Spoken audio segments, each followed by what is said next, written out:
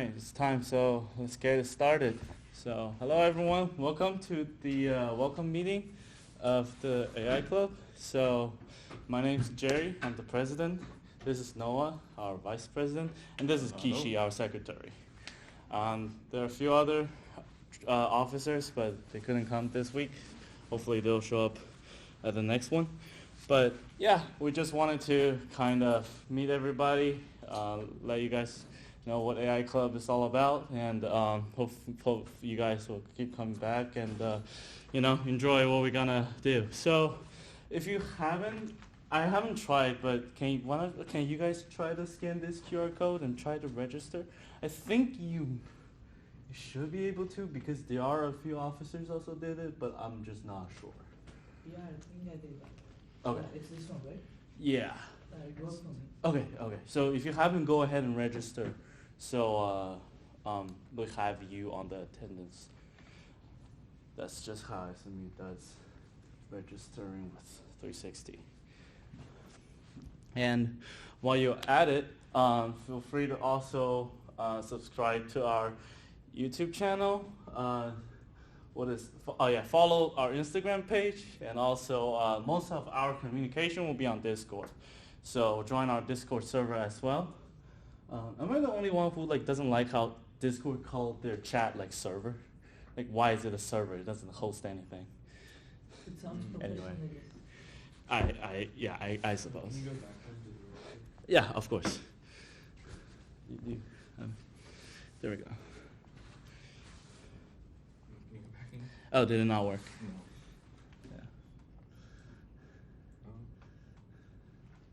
You got it this time? Good. Thanks. Yeah, no problem.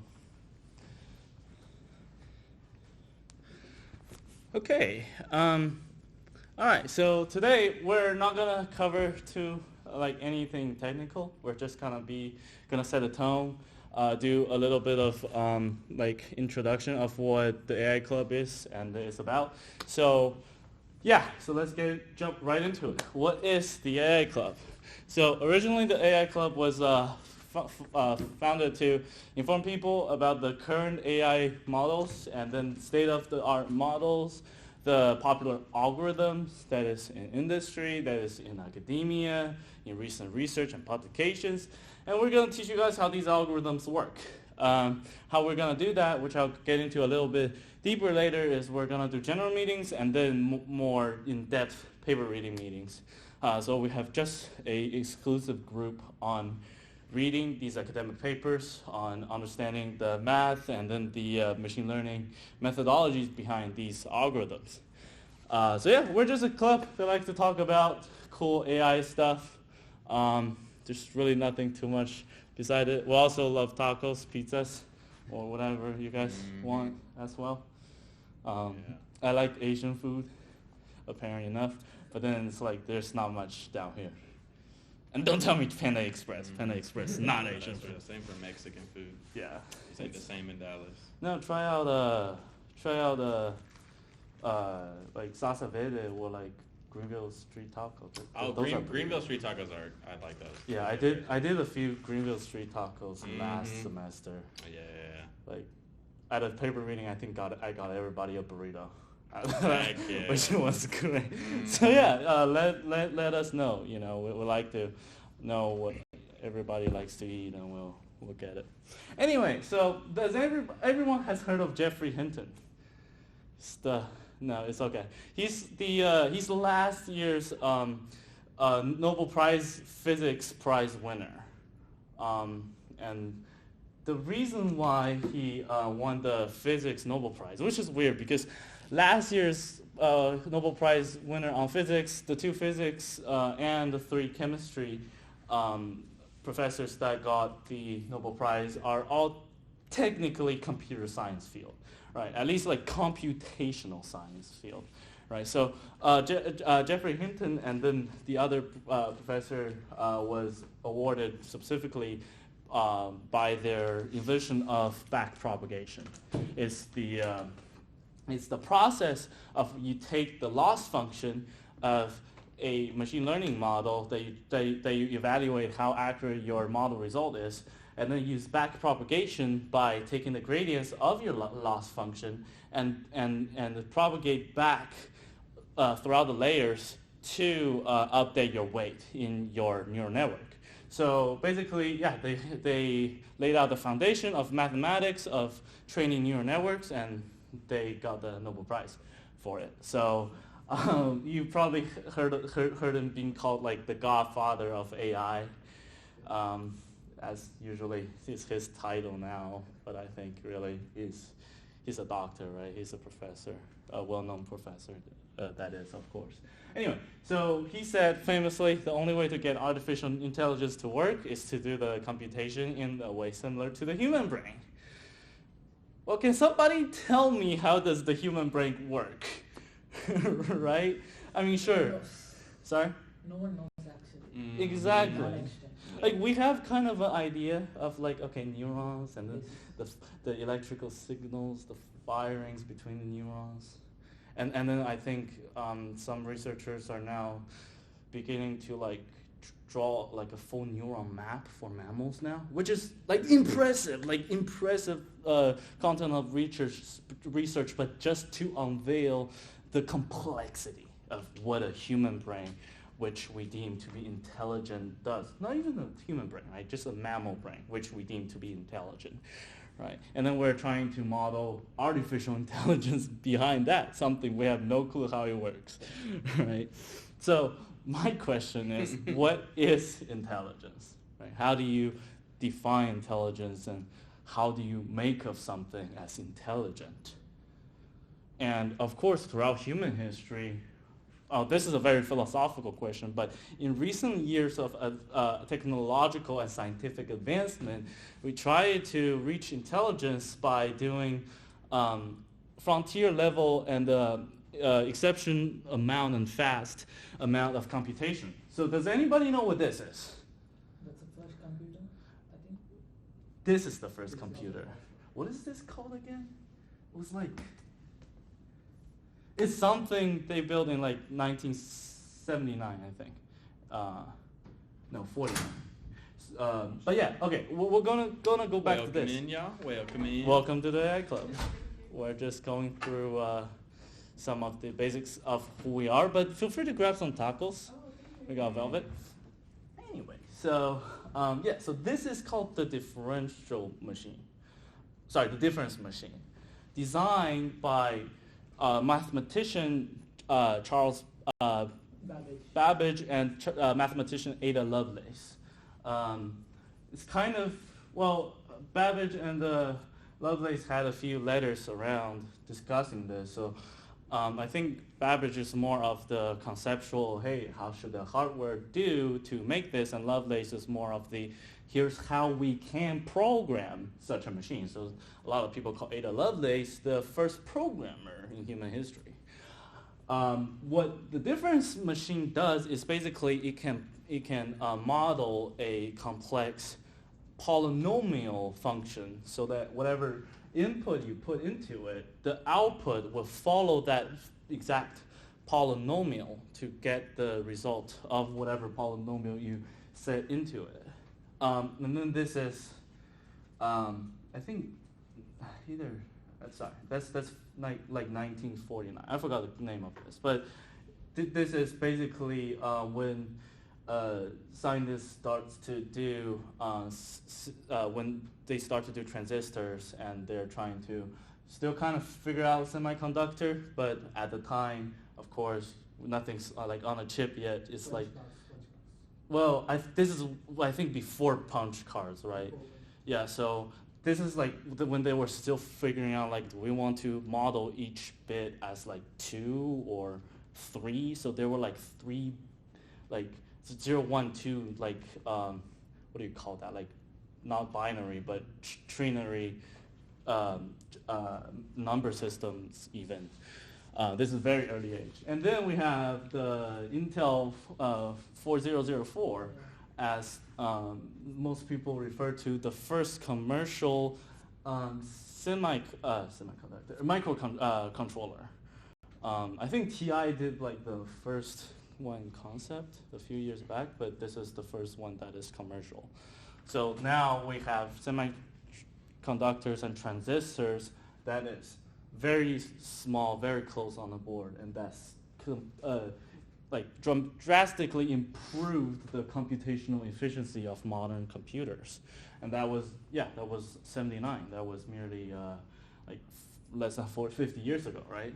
And then now we have the GTX 5090. I think this is, I don't know. I think that's a 4090. Look the same to me. I don't know. But then we see NVIDIA's stock literally skyrocket in the past 4 years. I mean, they've been on a win, but recent years especially, and that's because of their GPU, right? Does anybody know what's computationally what's special about the GPU? Yeah, so they're mainly useful for task parallelizations and usage of the CUDA cores or machine learning stuff. Yeah. Yeah, parallelization, right? So instead of processing things in sequence, you're processing tasks and data in parallel, right? Your typical CPU is, ever since 2008, right? 4 core, 8 core, 12 core, 16 core. Threadripper is 58 something cores. Yeah, it's ridiculous. But yeah, but then your GPU has tens of thousands of cores, right? Just processing data at the same time, and that is exceptionally good for a task that is involves with tensors, vectors, and lists and arrays. If you're a computer scientist. And it was designed that way because, again, graphical processing unit for a computer, you have to every single little individual pixel that's going on, you have to be able to calculate graphics at such a fast speed. And so for video games, people were doing that to get crazy performance. And then all of a sudden they realized, wait a minute, we're doing so many little, micro calculations in seconds for, all of these graphics. What if we just did the same thing but with, vectors and numbers? And that's how they figured out, oh, wait a minute. This stuff we've been designing for the best video games is actually incredible for machine learning and training all of that. Oh, that's a smiley face demo, right? Yes. So basically this, right? GPU is and what it does. So the ask here, I think a practical demonstration, kind of a science lesson about how a GPU works. Yep. And since the GPU does most of its work in concert with the ultra important CPU, we thought we'd show you a comparative demonstration. CPU. All right, I introduced to you Leonardo. And this is before 2008, right? So CPUs are all single core at the time. He may look like a skid steer BattleBots platform with a paintball gun mounted on his head, but in fact, at heart, he's a painter. And he's going to paint a picture for you guys in the way that a CPU might do it, as a series of discrete actions performed sequentially, one after the other. This paintball gun is an XY servo-driven bot that will readdress itself for each pixel that it has to lay on this canvas right here. That's so cool. 3, 2, 1.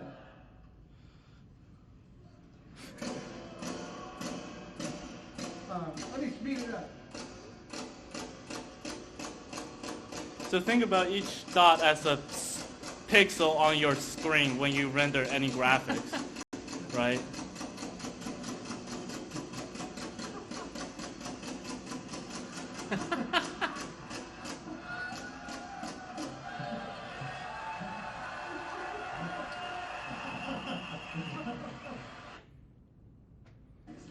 You guys are going to love this. Underneath this tart is thousands of pounds of aluminum and steel, a mile of high-pressure air hose, hundreds of pounds of compressed air, and 1,100 specifically addressed paintballs in 1,100 barrels. And it's cheaper than the 5090. Leonardo 2.0.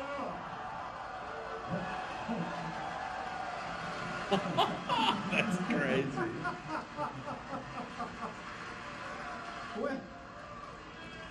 When we hit this trigger on this thing, 2,100 gallons of air goes through these accumulators, out these valves, into all 1,100 of these tubes, which are all exactly the same length, into these tubes in which the bottom of is a paintball.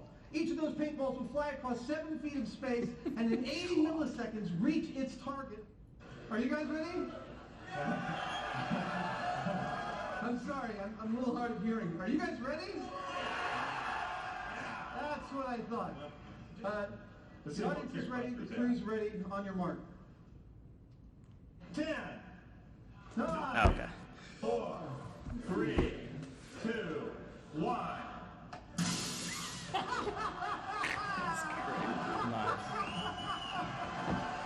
How did they come up with this? Man. Ladies and gentlemen, science class is now over. All right, thank you. So yeah, well, what that video demonstrates, right, is CPU versus GPU, but more technically, sequential processing versus parallel processing or parallel computing. Right. When we process anything sequentially, like how a GPU, each single core usually does, right? If you want to calculate the 3 megabyte, if it's 2K, I guess, 3 megabyte amount of data in each stored in every single pixel, that's going to take a while. But if you have each core that handles each one of them, then now suddenly you have a very fast processing system, and that's the architectural and design benefit of a GPU in its nature. So what are we going to talk about this semester? Right. So, well, when we talk about AI, what do everybody think of? There we go, right? So, I mean, AI, the term AI is usually just always a buzzword, right? Because we had a few AI winters throughout the time. The terminology of neural network was designed before the first microprocessor, right? When neural net as a artificial neural net as a concept was mentioned, we were still modeling with like the tubes as transistors. So the concept is not new. The concept of AI has changed its definitions throughout the years, right? There's a AI winter, I think, around like after neural net, people thought maybe that's something, right? Because we're basically modeling neuron activations, but with like points of neurons, right, with transistors. Well, then that idea died off a little bit, and then after, I think, the 70s, we had ELIZA, a simple chatbot with basic NLP, and then that, surged a little bit. People think AI is here, and then AI died off. And then towards the 90s, I think maybe like early 2000s, it has been an AI winter until AlphaGo picked up a little bit, and then the IBM Watson, the question machine in like Jeopardy or whatever game show that was, that won like a huge amount of money instead of some, contestant. So, corporations at it again. But anyway, so now we're kind of in an AI hype once again because of ChatGPT, right? Because of large language model. And that's what people think of when we talk about AI most of the time, even though AI is a much broader scope. But in terms of LLM, we're not going to avoid talking about it, right? So we're going to, what is this? Stable diffusion. Sorry. Attention mechanism. So we want to, if we, has everybody heard of attention is all you need? There we go. Anyway, so the modern LLMs, the ChatGPTs, the Llamas, the Claude, the Google Gemini, or Bard, if you, it's that behemoth of product, is modeled by this neural network architecture called the transformers, right? It's designed by Google scientists back in 2017, published under the paper "Attention is All You Need." What they did is basically embed the words, each single word, and we call that process tokenization. You tokenize each word and then comparably calculates its attention score, and now you have attention matrix, and feed that into a encoder-decoder model as it is at first proposed you get something that has a capability of natural language understanding, and now you have chatbots, you have translators, right? You have even image models, image transformers, image stable diffusion generators. Anyway, so we're going to find our own Sam Altman tweet bot. We're going to take the tweets our dear Sama has done, and then we're going to make it a bot that generates Sama tweets. And then the paper reading right afterwards. Technically, that would be like first week of November, I guess. We're going into attention is all you need and some of the basic embedding analysis because attention is calculated from word embeddings. And I did QKV because those are the 3 vectors you need to calculate attention. All right. Any questions?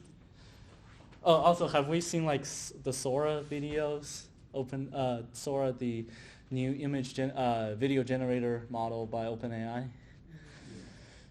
What do we think about that? That would be a good thing to go around a room and get, while getting everyone's names, gets y'all's like familiarity, like what level y'all feel like you're at with AI knowledge and whatnot. I think that would be pretty good. Yeah. So, do you want to start? Okay. Yeah, so hello, I'm Sujit. So I'm a master's student here. I'm pursuing my majors in computer science with AI.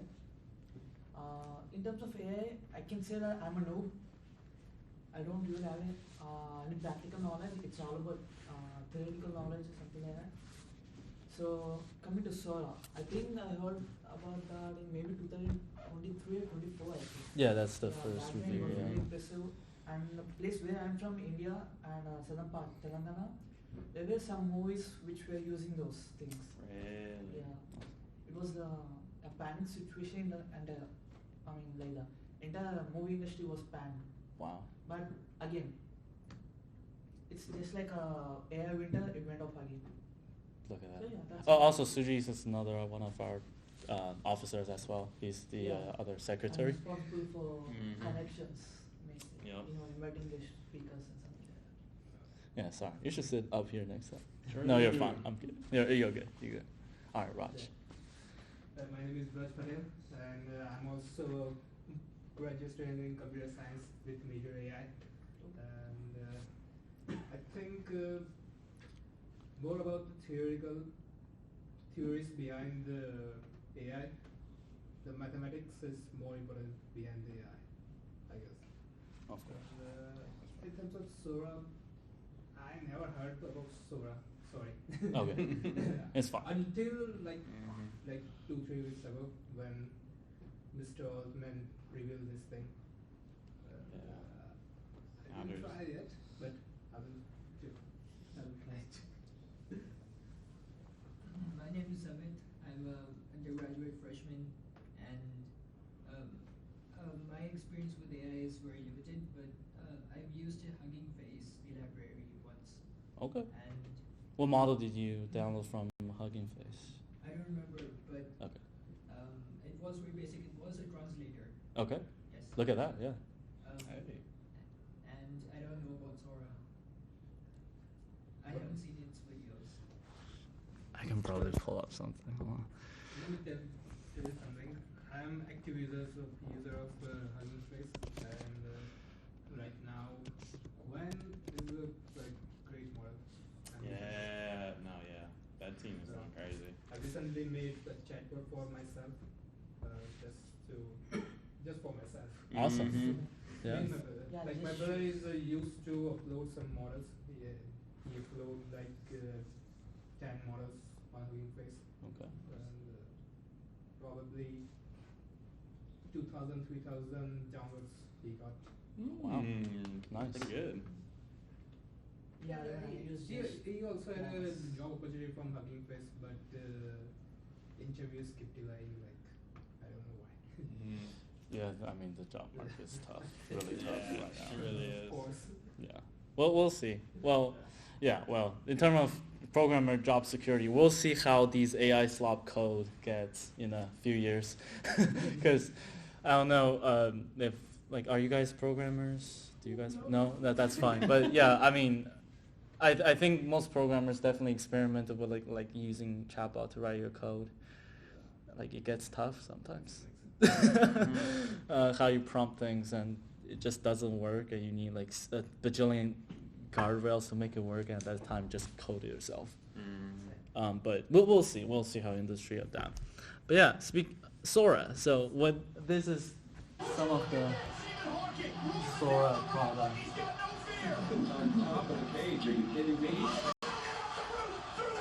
He just slapped him. No way. They're hoisting Harkin up to the top rope. Shouldn't even be legal.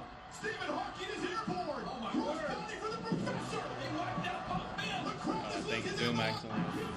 Whoa. Why? Why? He's pouring it out. Knee right to the face. Harkin's in trouble. That's it. Yeah. Mm-hmm. It's crazy. I was believing it for a second. Sorry, I don't know. I don't have Zoom open. Oh, is that the actual? I don't know. I hear someone may have connected to the wrong screen. Maybe that's probably somebody. Is I don't this thing think it's touchscreen? touchscreen. No.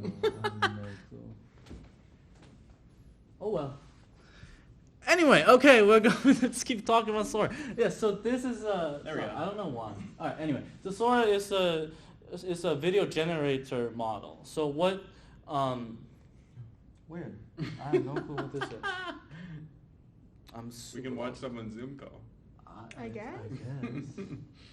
No, I thought it this, but there's I don't know. That's all good. All right. Anyway, so yeah, so a lot of the do you know you can like upload like images to like ChatGPT? So basically, most state-of-the-art models have the ability to embed images as well, and then from there. There's also image generation from, so if you ask ChatGPT like, hey, generate me an image, it'll actually generate the image for you. Or if you take a picture of your homework and be like, yo, help me out with this, it'll be able to look at it and do that. Mm-hmm. Will it be good? Maybe not, but. I mean, it's actually kind of impressive that it like recognizes Yeah. words. I find that really impressive. So yeah, I mean, video generation should be something like similar, but I've only looked at like stable diffusion video generation, which is more like kind of an image generation in sequence. I'm not sure how Sora does it specifically, but I assume it's like something similar where they train it on, well, that's what a video is, right? It's basically image content frame by frame, and then they probably have a voice, like an audio model running at the same time as well to generate the audio at the same time. No one talks about the audio part. That's the part that like blows me away the most. How they somehow get it synced up to like the video of a person saying words, but then the audio generated of them saying words is correct. I don't know how they align all of that together. Right, and then it like matches with the mouth shape as well. I think Mm-hmm. that's impressive. That's crazy. I did not think they would have something this good this fast. And again, this came out like right after, was it Google who also made their own Nano big one with the Banana. platform? Yeah. Yeah.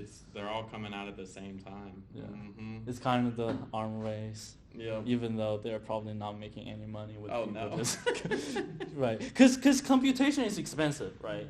You need like server scale GPUs, and I'm not talking about 5090s. I'm talking like A100s, H100s, right? Just running continuously for users, keep going on their website and request, can you generate this? Can you generate that? And this is what we got. And ChatGPT and Google Gemini, they're basically free. So yeah, I mean, even if subscriptions, $20 a month does not justify the amount of water that it wastes. And they have about, I think, $1 trillion of contracts for different like computing clusters in the next few years. $1 trillion, and I'm like, how are they gonna pay for that? Yeah, well, OpenAI Meta, I think, like ordered $1 trillion worth from like Oracle, right? And then and then invested like 10% in Oracle, something like that. And it's like, okay, so we're just passing free money around. Like it's a lot, but no one owes Yo. anyone. It's crazy. I'm not a finance guy, so I don't know. I know. Anyway, sorry. Continue. I'd like to know you guys as well. Oh, I'm sorry. No, you're fine. Just your name. Sarah? Sorry. Okay. Yeah, yeah. I'm Sarah. I don't know much about AI. I just started using it for like my BLI class. She had us use it to create a cover letter, Oh. and then I also used it for a presentation, like an AI image generator and an image editor. Oh. That's like I just started using AI. I've never used it before, Yeah. and like ChatGPT, I like to test it. But I'm really fascinated by it. I don't know much about it, but. Awesome. Perfect. I'm Hope. I'm a film major, and like I feel like the most I know about AI is like ChatGPT, or like I specifically remember when Snapchat introduced like the little AI assistant. I just used it for like homework and stuff, but. Oh, Snapchat for homework. Yeah, there's a Snapchat AI. Wow. Okay. Yeah. I named it Nice. homework assistant and everything. Yeah. Awesome.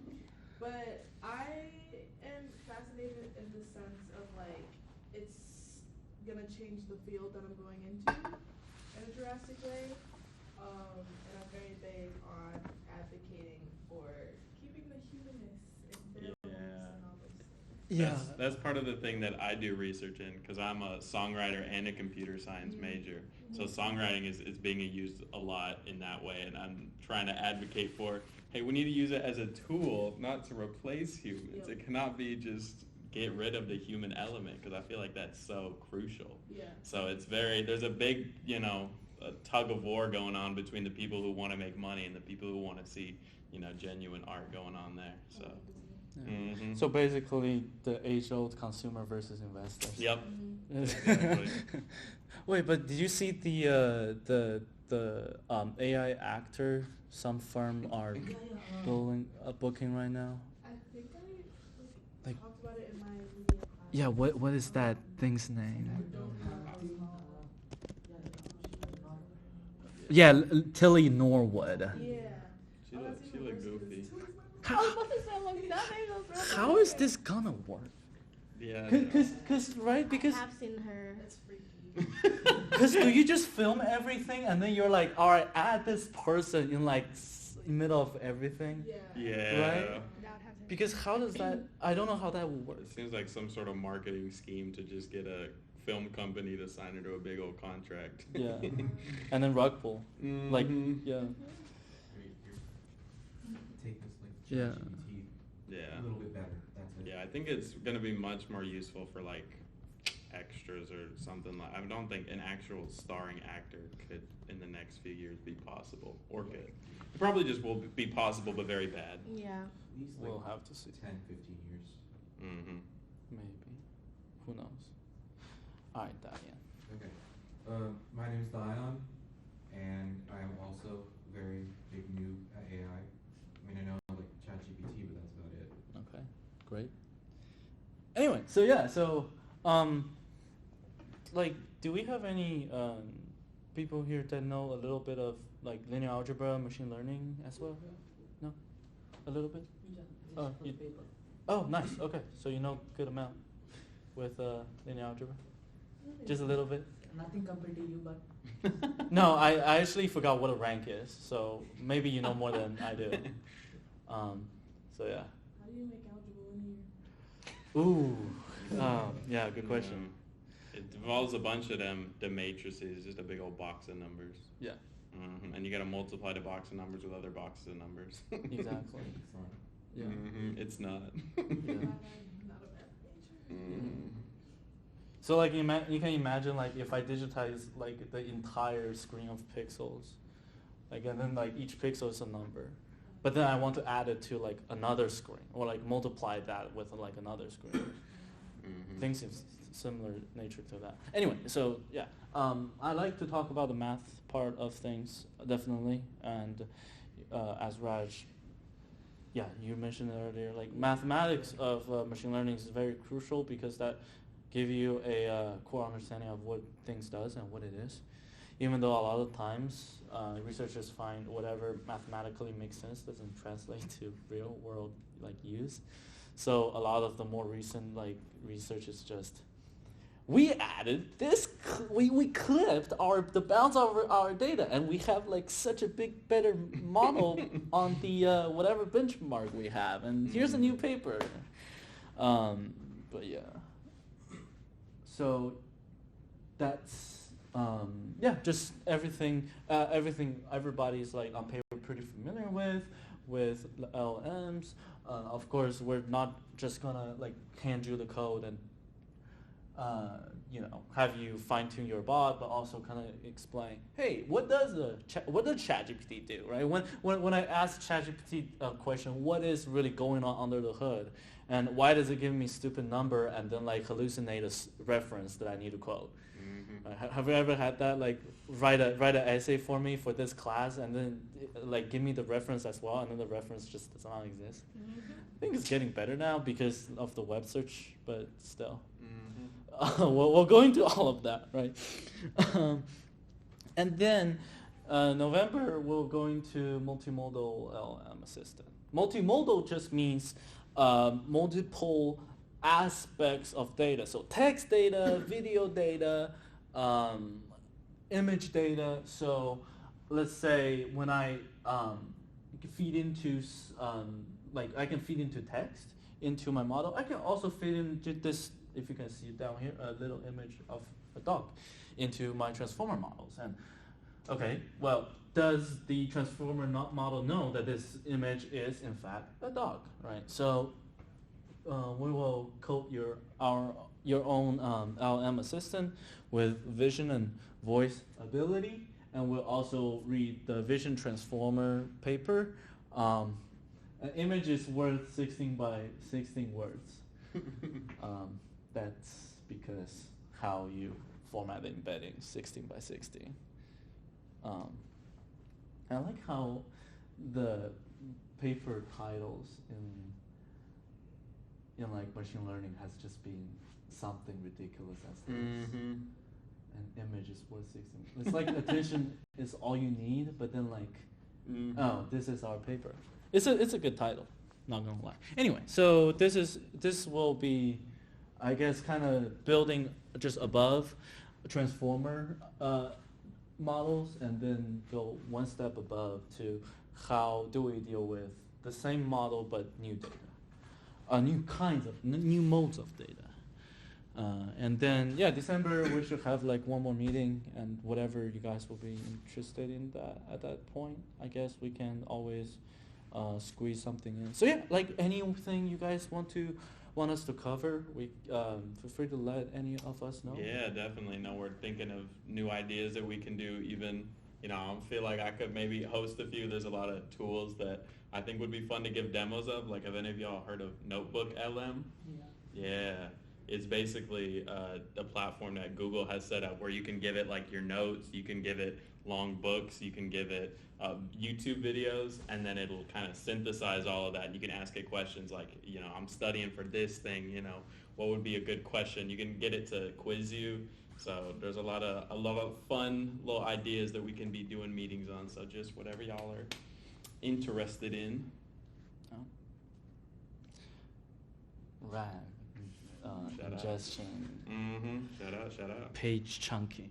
Anyway, all right. So some cool resources, right? Some cool state-of-the-art AI tools. There's Llama 3. It's my favorite model, if you have to ask. The reason why is because Llama is open source. And I mean, sure, there's also QM, but Llama is, I think, has a lot more papers around it. I prefer the paper from Meta a little bit more, just how they tell you how they train the thing actually. Sometimes don't really trust how like Chinese scientists do their reports. I can say that because I'm Chinese. And so Llama 3, of course they kind of started, I'll see you, Diane. They kind of started with Llama 2 as one of the leading open source models. Open source means I can download the model weight and run it on my own machine. Okay, I daily drive Llama 3.2 1 billion on this laptop, and it's runnable, right? Which why this is why I like it. ChatGPT Is that an M2 or M4? M2. Okay. So yeah. Yeah, it's my laptop good. struggles to run the model actually. What do you have? Ryzen 4800H and RTX 3054 GB. 30 what? 3050. Oh, 3050. Okay, yeah. 4 GB one. 4 GPU is It's struggling tough. for some reason. Yeah. I use the 7 million parameters. So 8 billion one. Yeah, that's why, because 8 billion is not fitting into your VRAM. Like depending on the quantization It you're doesn't using. even have a graphic card, right? No, it's a system on the chip, a Ah. hardware, right? So how GPT model inference work on your like own laptop, on your own phone? Your phone has AI models in there for decades almost now. I mean, for at least a decade now, right? Like every time you type anything, it's gonna somewhat predict the next word, right? So if you type in I, it's gonna have M in one of the 3 tabs, right? So that's an AI model. It maybe not as complicated as Llama, but it's an AI model running on your, I don't know, NPU, TPU, whatever you want to call it. So how models work is that if you have a GPU on your machine, use the GPU because it's somewhat designed for machine learning, training and inference tasks.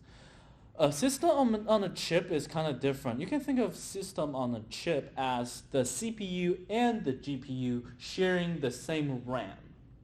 The benefit of that is the utility of handling your RAM space, right? Because your RAM is, and as these models gets freaking bigger and bigger, right? RAM becomes a very, your system memory is a crucial resource on your computer. So then if I run a 8 billion parameter, like say like full position, then it will be 8 gigabytes sitting on my RAM, right? And then it will be processed by the GPU on my chip to process that.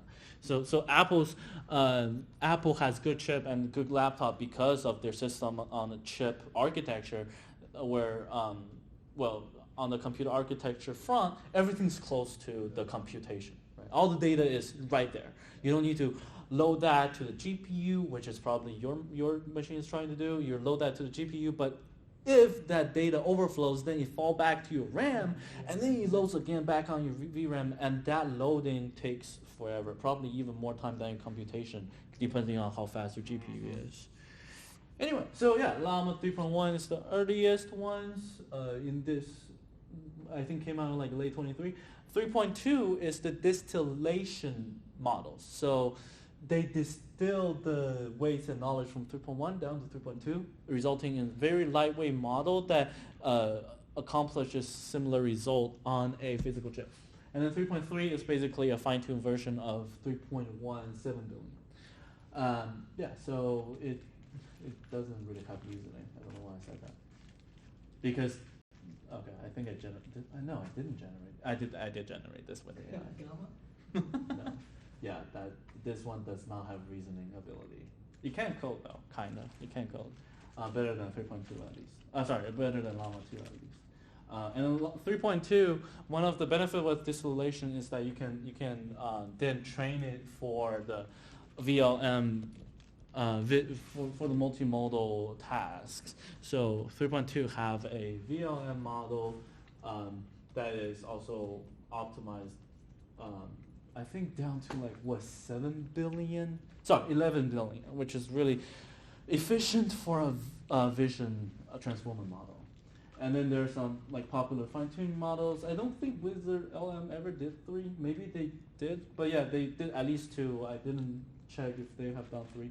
Vicuna is I think trained on like Spanish text, and then Hermé, which is like, I think just better like role play human, whatever. So yeah, I mean, one of the benefits with MetaLlama is that it's good at role playing compared to other models. Anyway. Yeah, the newest one is 2. Oh, okay. I mean, I heard buzz around it. I just assumed. All right, so how do you run a model locally on your own computer? There's 2 tools. First is Llama. Another one is GPT-4All, right? So GPT-4All is the OG. I don't know did you guys come to did undergrad here? No. No. No. Okay. Noah, did you do Dr. Clark's Foundation Modern Computing? I was taking that this semester. Oh, okay. Yeah, because I switched over degree plans Okay. literally over the summer. All right. So I was taking it this semester. Unfortunately, he had to go to the hospital. So Yeah, I yeah. hope he's okay. we're praying for him. So no, we did not get to that part yet. Okay, let me know how that goes. But yeah, so that was like back in 2023, we were using GPT-4 all to run local, like download the gguf file. That's the format for your weight, the file format, and then loading it with GPT-4 all, and then hook this thing to an API that your program can talk to, right? He's a really early adopter of using LLM for automation. Yeah, Ollama runs your things locally, including, and Ollama also have a hub of different models that runs quantized. Welcome, grab some tacos. So yeah, Ollama also have a hub of models that people can upload onto and include different quantizations and GPU acceleration. Yeah, I think it's optimized for macOS, even though it's not the best, but it's good for entry because you just type in Ollama run whatever model, and you run your model. Do you guys want to see it? I can. Why not? All right. Terminal. Ollama.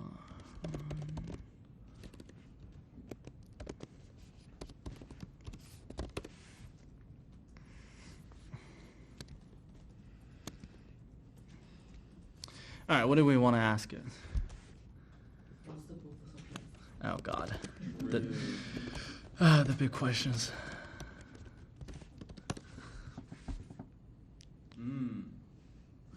It says it's dang. That's Voila. it's yapping. That is a lot of text. Yeah, I am reading all that. Biological perspective. Okay. Eudaimonic perspective. Okay, and that's philosophy. Spiritual perspective. Existential perspective. Dang, it's getting sad. It says that life has no inherent meaning. My bad. Look at that! Wow, we got depressed llama before GTA 6. So then it says that we create our own meaning. Oh, okay, so we go Nietzsche on it. Sorry, what did you say? Yeah, I was asking to ask it whether it's depressed. What is what? Ask it if it's depressed. Oh yeah. Are you depressed? Llama. And then he does the I'm a bot. I don't Yeah. express emotion. Okay. All right. Count to 1,000,000. That's not how you count to 1,000,000, but okay. Okay. That's okay. You went to what? Up to 120,000. We're up to 1,000,000 now. Okay. All right, Llama 3.2, everybody. And this is run on my local machine, right? I can prove it to you guys if I go to Activity Monitor, and I'll monitor the GPU history. Generate a, I don't know, word essay on the Purpose of it. popular reaction to Nietzsche's God is dead. How about that? All right. I can't fulfill this request. Nice. Now it's done. Okay. All right. So anyway, so you can see my this is my GPU history, and you can see the activity spiking, and my CPU in comparison is cool. So it's entirely run a GPU, and yeah, it's fast, right? It's not instant, but it's fast for a small laptop like this. And the benefit of this model is that I use it to write my emails. Give me and right. I don't want to upload every single of my information onto ChatGPT.com. This does it on my own computer. Right? And then GPT-4all, I'm not too sure what it does anymore. I mean, back then it was just a good tool for API, but ever since Ollama came along, every single programmer went with Ollama because how easy their integration is. And yeah, I mean, Ollama doesn't require GPU either. If you don't have a GPU, it will just run it on the CPU. But for Mac, it should automatically load it on your graphical unit. All right, Stable Diffusion. Stable Diffusion is like the godfather of image generation. So yeah, before all of the Nano Banana Sora stuff, it has been Stable Diffusion. And Stable Diffusion uses basically a latent space of Gaussian distribution of two spaces that can be described with two ODEs, and then it's formatting the noising and denoising process, and that's what the transformers essentially learns. The encoder essentially learns.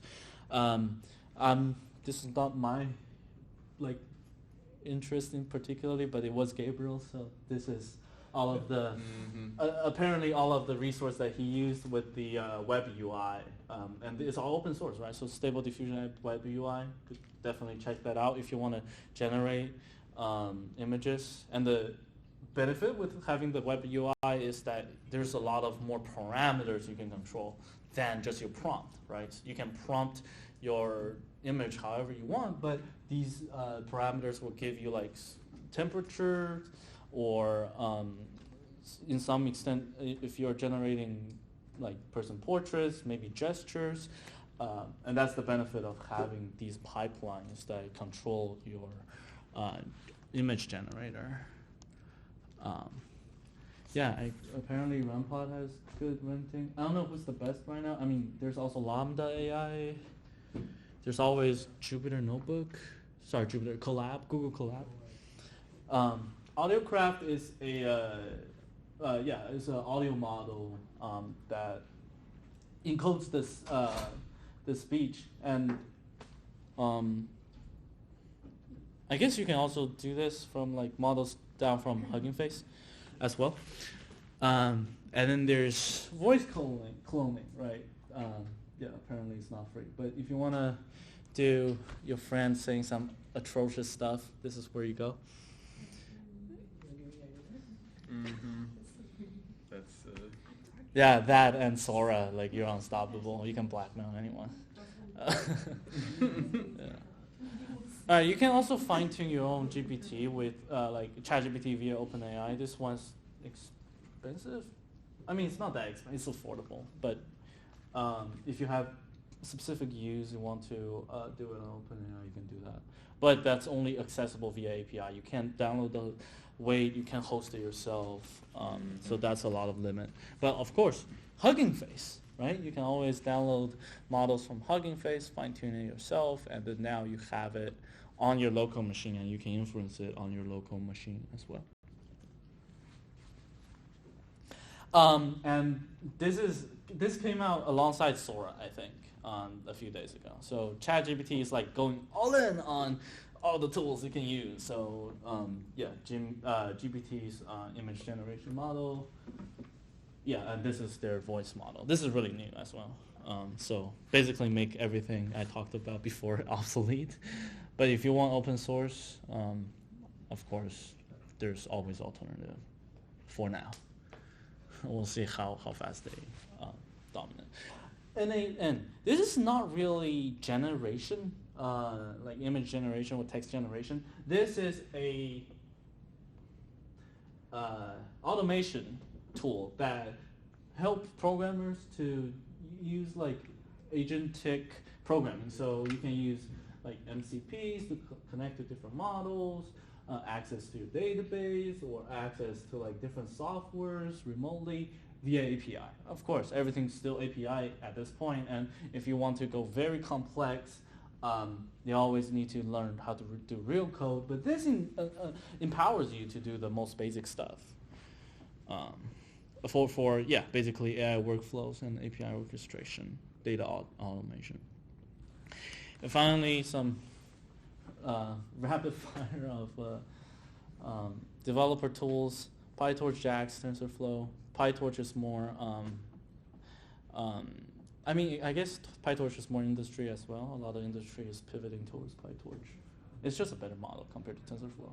JAX is more numerical computing rather than machine learning.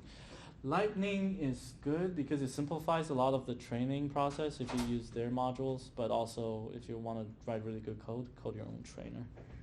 One of the harder lessons I've learned as well. IDEs. Every single IDE is like AI now, besides Vim and Nano. I use Vim, by the way. So VS Code have Copilot, and the JetBrains have their own AI assistant, and like Cursor, of course.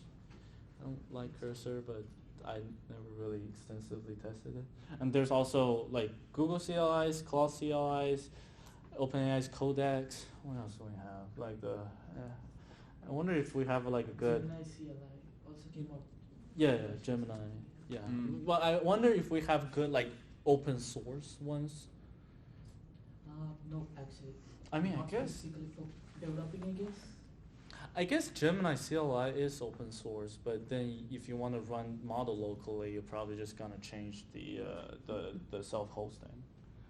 Anyway, that's probably the next thing I can try out. We can download that. Yeah. Right? Yeah. I can try that out. Anyway, yeah, and then Jupyter Lab is also having their own AI assistant now. DeepNote is another ML notebook. Weights and biases help you track your training process. It's really good. Agentic programming, LangChain, Llama Index, Crew AI. Those are the basic. LangChain is more LM, but Crew AI is more like agentic tools. Also look out for MCP if you want to do agentic programming. It's a protocol like HTTP, right? Protocol, but for AI agentic communications. LM model weights and inferences. Llama LM Studio, and then the Studio Notebook LM, right, as well. Yes. I never tried. Well, Notebook yeah, that's LM. more for like studying and whatnot. Oh, It's more okay. a high level Got user it. interface. Yeah. Okay, yeah, but Llama LM Studio allows you to tweak your model pretty hard if you want to. VLM is another hosting software. Docker model is developed by Docker, and that's convenient for your container. Hugging Face, Transformers, where we download most of our models. Tensor, RTLM, DeepSeek, Flash Attention to these are just more inference tricks. Never really tried ONX, but apparently it's a thing for hardware. And then MLOps, there's a few Kubeflow, I think for Kubernetes, MLflow, Bento ML, RunPod, Ray, for distributed, and Comet and Neptune for for experiment tracking. Hi, feel free to grab some tacos. We're just talking about who we are. And also some AI safeties to make sure your model doesn't just spew out somebody's personal information or something. Apparently these AI companies spend so much money on making sure the models don't have bias, and this is what And they're making them more like personable, like they have long-term memory. They'll be like mentioning stuff I brought up to them like a month ago, and I'm like, you don't need to know that. I just asked you a question, TechSpot. We're not chill like that. Yeah, they just want an excuse to keep your personal info. Yeah, and So- again, they want a way to keep you there. If you feel like you have a relationship with the AI, you're gonna stay there. What the hell is that supposed to do? It's goofy. Yeah. But yeah, I mean, I guess how they do it is just store it in a database, and then every time you call it, it'll do a RAG, probably. Yeah. All right, so do we have any questions on what we talked about? Any suggestions on any content you guys want to see? What's RAG, and when will we be using it? Yeah, okay, so sorry. RAG is retrieval augmented generation. So every time, generation refers to just your LM spewing out words. Retrieval augmented means, let's say in Notebook LM, you upload your study note or a YouTube video, whatever it is. It's super long text. It's longer than the capability of an LM can ingest. So what we do is, is to chunk the documents into chunks. That's the augmentation part, and then we will use we'll use cosine similarities to compare the vectors between a question and the content of each chunk, and then we'll find the nearest neighbors and then put that into the prompt again for the final generation. So that's the retrieval part. So we retrieve the augmented chunks based on the question and then the generation, right? So we're gonna, the concept of which we're going to use in this encoding your own LLM assistant, because if you want to have, let's say, how Claude or OpenAI or Gemini implement your personal information, you want to store that into a database, but you don't want to spew all of your personal information to the LLM each time, right? Well, that's not a privacy concern. They have your data, but it's you don't want the LLM to know everything, because then it's gonna probably, first, it's a lot of waste of computation, and also it's probably gonna hallucinate based on some useless information you give them. So then you may want to do a retrieval of your vector database from whatever questions you have, and then from there the LLM can get the necessary information to answer whatever prompt you have. Does that make sense? Yeah. Okay. A bit. All right. Okay, that's all the content. Do we still want to do the Kahoot? We can do that at tonight? our next meeting. It's running kind of late. Okay, what time is it? It's 7:30. Yes, 30. Wow, okay, all right, sorry. Mm-hmm. Okay, yeah, well, grab more tacos. We got a lot of tacos today, so yeah, grab more. Definitely knock yourself out.